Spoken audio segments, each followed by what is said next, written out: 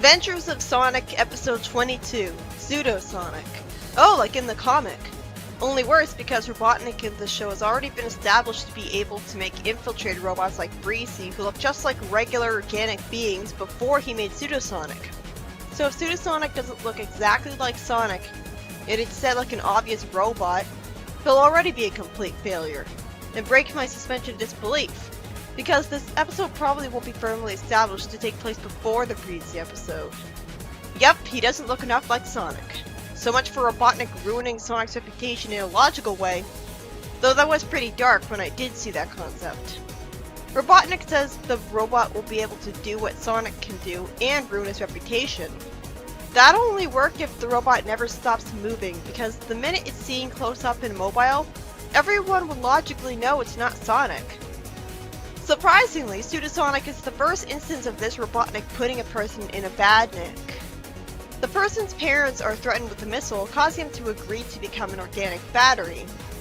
It's ridiculous that this is the first time we've seen Badnik so far, when it's been that way since the first game, and this is the safe show. We see that the people in Badniks in the show have free will and pilot them with levers. Scratch assumes that Sonic's captured Robotnik because he sees Pseudo, when Sonic's been inside Robotnik's fortress a lot, and no one's ever assumed he captured Robotnik. It would have made sense if he was tied up. But yeah, it's interesting. It actually makes more sense that the people in the Badniks wouldn't be brainwashed, because it's not like their minds have been roboticized. This is already better than Fleetway. We have filler where eventually Scratch gets blown up by a gum bomb with Pseudo defending itself. I know it's the civilian piloting the Pseudo Sonic, but maybe I'll just call it Pseudo Sonic anyways for simplicity's sake. I really wasn't expecting this thing to be a piloted Badnik. I thought it'd be another Metal Sonic deal. I mean, this is a really brilliant plan of Robotnik's at least. But what was brilliant about this plan in Fleetway was that it actually worked and was very thorough about it and took a while to get resolved. This is just one episode. Pseudo steals people's clothes, a news report says that Sonic's robbed the world's most famous museum. Pseudo uses a stop sign to cause a problem in traffic or something, and he bothers someone when they're in bed, putting a live grenade in place of a light bulb in their lamp, and somehow that doesn't kill them. Then Pseudo isn't immediately recognized as not really Sonic by a grandma who's right in front of him, and she's hit by a vehicle because of him, but isn't injured in the hospital or killed for some reason.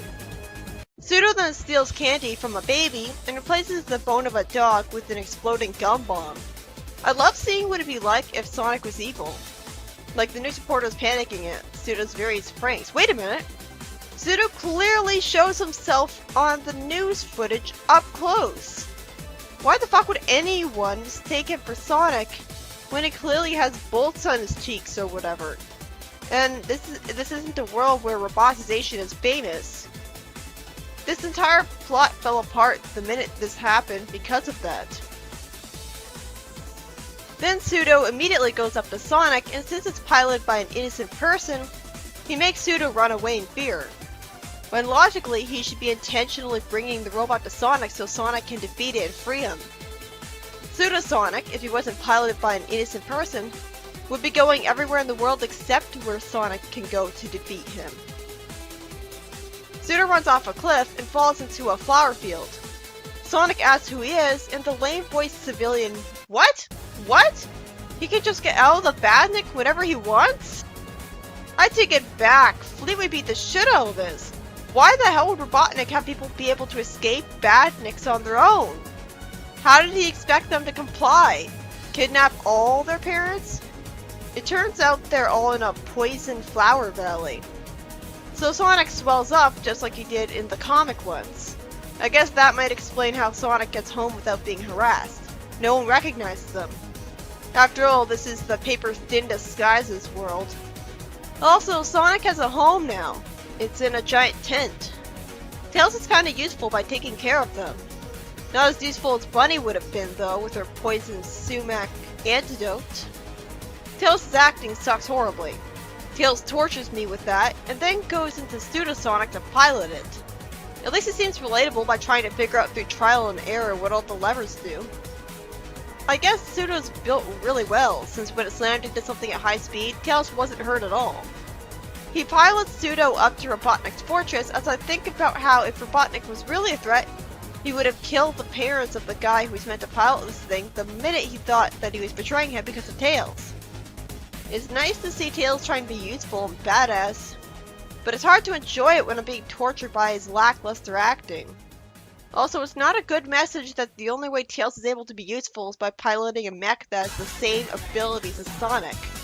Can he be useful with his own abilities?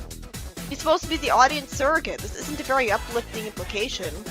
He gets captured by a cage out of nowhere from scratch. He better spin dash out of it immediately, because if he's just gonna get captured and be helpless the rest of the episode, then this would be the most unjustified Tails kidnapping ever. Get out of the cage! Good, he does, because he can fly between the bars, which were made for Pseudo instead. Grounder and Scratch crash into each other, and Robotnik wastes time talking about how he plans to lure the pilot out, instead of immediately going after Tails with his robots. Out of nowhere, Sonic shows up to Tails, but I was under the impression he wasn't fast in that bloated form. How did he even get on the roof? Robotnik says he'll fire a missile programmed with Sonic's image to seek out and destroy him. I wonder if it'll go after Pseudo instead. Maybe if it was programmed to go seek out Sonic's DNA, it would have worked. I really hate this version of Robotnik. And not in the he's so evil sense either.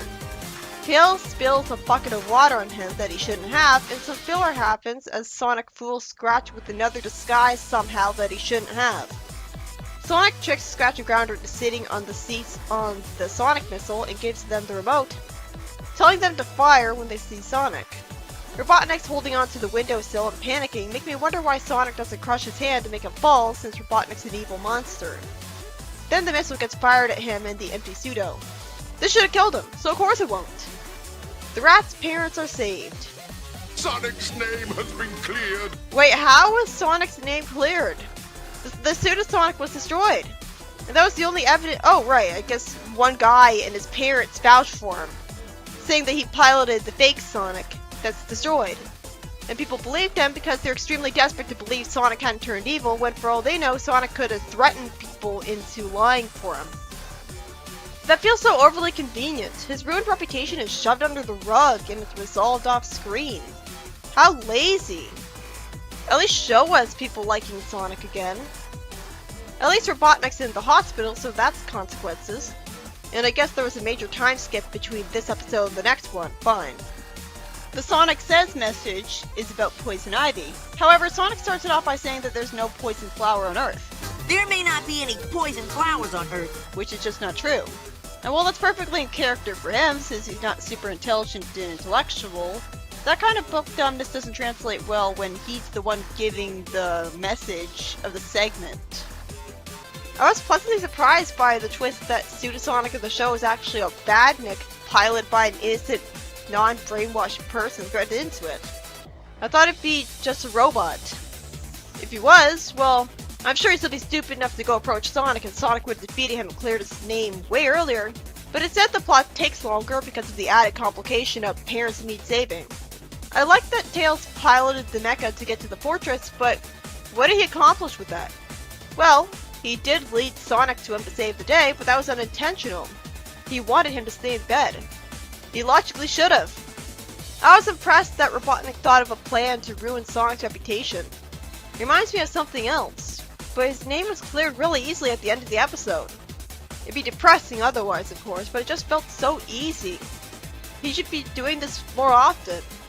And worst of all, once again the plot falls apart because Pseudo clearly shows himself up close on live news footage. And yet somehow this doesn't lead to everyone figuring out the truth since he clearly looks different from Sonic. It's an idiot plot in a nutshell. It would have worked if he never stopped moving and stayed a blue blur. Then people would have kind of had a reason to be fooled. But even then, they should know Sonic better than that. I love watching these episodes for the first time, but they have a lot of problems and I can't take the show seriously as a result. I definitely preferred how the Pseudo Sonic story was in the comic because Tails defeated him in a creative way, and Bunny helped Sonic with his poisoning problem and beat up Robotnik. And best of all, nobody actually thought Pseudo was Sonic when they saw him close up.